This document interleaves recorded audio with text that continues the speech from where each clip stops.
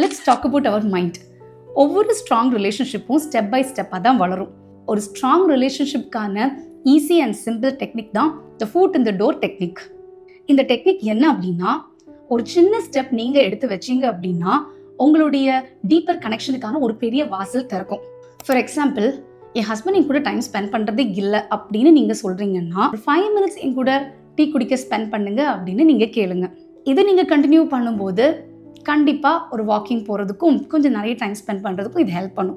இல்லைன்னா உங்கள் குழந்தைகிட்ட 1 page நம்ம சேர்ந்து ரீட் பண்ணலாமான்னு கேட்டு பாருங்கள். 4th day உங்கள் கூட 1 chapter அந்த குழந்தை ரீட் பண்ணும். ரிலேஷன்ஷிப்பில் யோசிச்சுக்கோங்க, பெரிய ரிக்வெஸ்ட் வைக்காம சின்ன ரிக்வெஸ்ட்லேருந்து ஸ்டார்ட் பண்ணுங்க.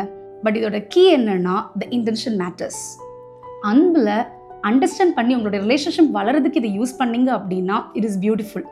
இல்லை மேனிப்புலேட் பண்ணி ஒருத்தங்களை கண்ட்ரோல் பண்ணுறதுக்கு இது யூஸ் பண்ணுறீங்கன்னா it loses it's value. So இந்த டெக்னிக்கை